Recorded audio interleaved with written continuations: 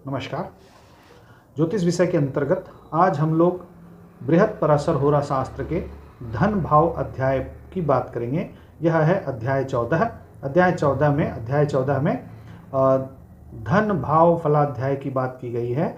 इसमें धन की चर्चा की गई है। कोई व्यक्ति धनवान होगा, निर्धन होगा, धनवान होगा या नहीं होगा, इसकी बातें की गई हैं। और धनवान होगा या नहीं होगा, इसके लिए दो भावों का विशेष प्रयोग इस अध्याय में है।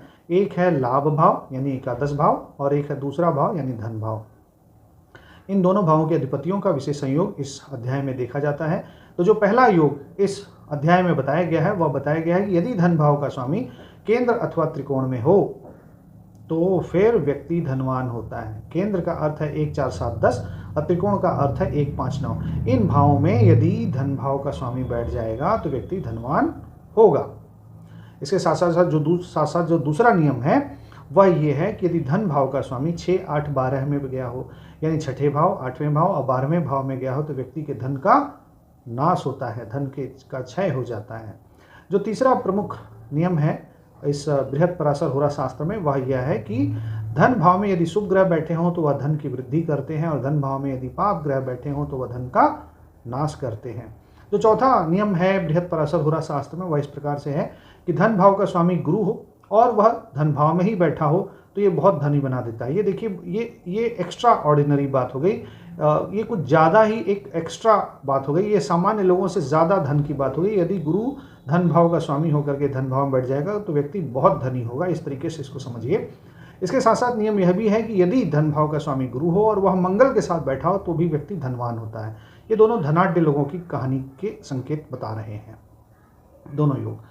इसके साथ साथ जब अगला नियम आता है वह यह है कि धनेश और लाभेश का परिवर्तन योग। परिवर्तन योग का अर्थ यह है कि धन भाव का स्वामी लाभ भाव में, लाभ भाव का स्वामी धन भाव में बैठा हो तो यह व्यक्ति के लिए विशेष स्थिति बन जाती है धनी होने के लिए। ऐसे में व्यक्ति के पास खूब पैसा आता है, खूब धन आता है।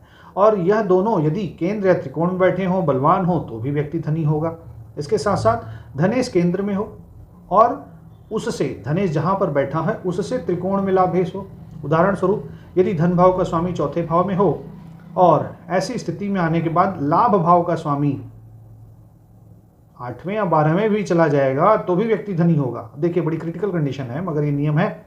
नियम ये है कि धनेश केंद्र में हो और उससे त्रिकोण में लाभेश हो।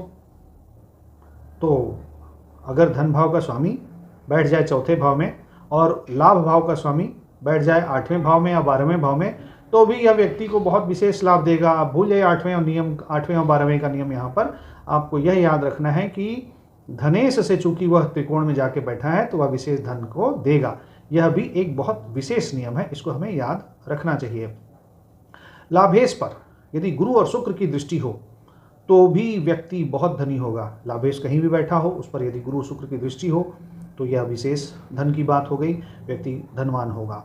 या गुरु शुक्र के साथ बैठते हों लाभ भाव का अधिपति तो भी व्यक्ति धनी होगा। अगला नियम है वह यह है कि धनेश और लाभेश दोनों छठे भाव में बैठे हों और धन और लाभ भाव में दोनों स्थानों पर यदि पाप ग्रह बैठे हों तो व्यक्ति निर्धन होता है। अगला नियम है धनेश लाभेश जब अस्त हो या पाप ग्रह के साथ हो तो भी व्यक्ति धनहीन होता है। धन भाव और लाभ भाव का अधिपति यदि अस्त है, अस्त का अर्थ है कि यह सूर्य से 12 डिग्री के अंश की दूरी पर है तो यह अस्त है, या पाप ग्रह के साथ है, किसी पाप ग्रह यानी कि मंगल, शनि, राहु, केतु इनके साथ बैठे हैं, या पाप प्रभाव का बुध है तो भी उसके साथ यदि बैठे हैं तो फिर यह व्यक्ति को धनहीन बना देंगे। इसके साथ साथ जो अगला नियम है वह यह है कि एकादश भाव में गुरु बैठा हो और द्वितीय भाव में शुक्र बैठा हो तो यह व्यक्ति विशेष धनी हो जाएगा। उसके पास धन बहुत होगा और यह व्यक्ति धन को धर्म कार्यों में खर्चा करेगा, धर्म के कार्यों में व्यय करेगा। अगला जो नियम है वह यह है कि धनेश स्वग्रही होकर के, उच्च का होकर के किसी भी स्थान पर बैठा हो तो व्यक्ति अपने कुल का पालन करने वाला, परोपकारी और अच्छे विचार वाला होता है, यानी उसके पास उसका नाम होता है और वो अच्छा पैसा का व्यय करता है तो वो भी धनी होने की निशानी बता रहे हैं।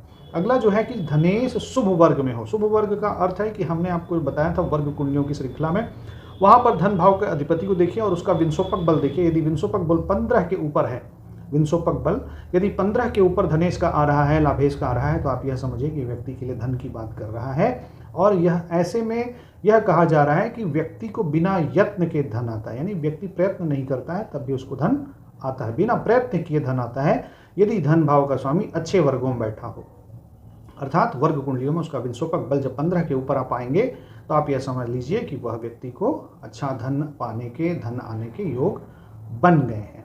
इसके साथ साथ धनेश बली हो, शुभयुत हो तो व्यक्ति की आंखों के बारे में बात बताई गई है। यदि किसी भी व्यक्ति की कुंडली में धन भाव का स्वामी बली हो, शुभ ग्रहों से युक्त हो तो व्यक्ति की आंखें अच्छी रहेंगी, लंबे समय तक उसको चश्मा नहीं लगाना पड़ेगा। इसके विपरीत यदि धन भाव का स्वामी 6, 8, 12 में चला जाए, पाप प्रभाव में पड़ जाए तो व्यक्ति की आंखें कमज़ोर हो सकती हैं, उसको चश्मा जल्दी लग सकता है। ये भी एक चीज़ समझने की होगी। इसके साथ साथ यह बताया गया है कि यदि धन भाव का स्वामी पाप ग्रहों के प्रभाव में हो तो व्यक्ति चुगलखोर होता है और साथ ही साथ जो है व्यक्ति झूठ बोलता है और उसका हाजमा कमज़ोर होता है, वात रोगी होता है। वात रोगी की बात कही गई है। वात रोगी का अर्थ है कि कहीं ना कहीं उसका हाजमा कमज़ोर है, ऐसा वो कहना चाह रहे हैं। यह एक विशेष बात है। तो आज जो हमने यह योगों की जो चर्चा की वो की बृहत पराशर होरा शास्त्र के अध्याय 14 के आधार पर। अध्याय 14 को देख करके आप जो है अपने जीवन में देख सकते हैं कि आपके जीवन में धन आने का कैसा योग है, धन आएगा नहीं आएगा, कितना आएगा, कैसा आएगा। आप धनवान होने का योग है, निर्धन होने का योग है। आपके पास यदि कोई कुंडली दिखाने आए तो आप यह देख सकते हैं कि वो व्यक्ति में निर्धन होने का योग तो नहीं है। इसके अलावा एक बहुत बड़ा विशेष योग और भी बताया गया है इसी अध्याय में कि धन भाव का स्वामी 6, 8, 12 में बैठा हो और साथ साथ जो है मंगल बैठता हो 11वें भाव में और राहु बैठता हो द्वितीय भाव में।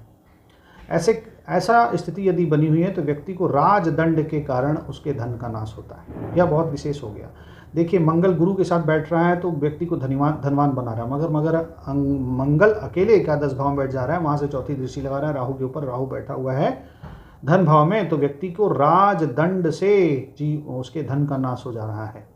यह एक बहुत विशेष नियम है। धन भाव पे 2 पाप ग्रहों का प्रभाव हो गया, ऐसा आप समझिए। तो ऐसे में व्यक्ति के जीवन में गवर्नमेंट सारा पैसा उसका ले लेती है।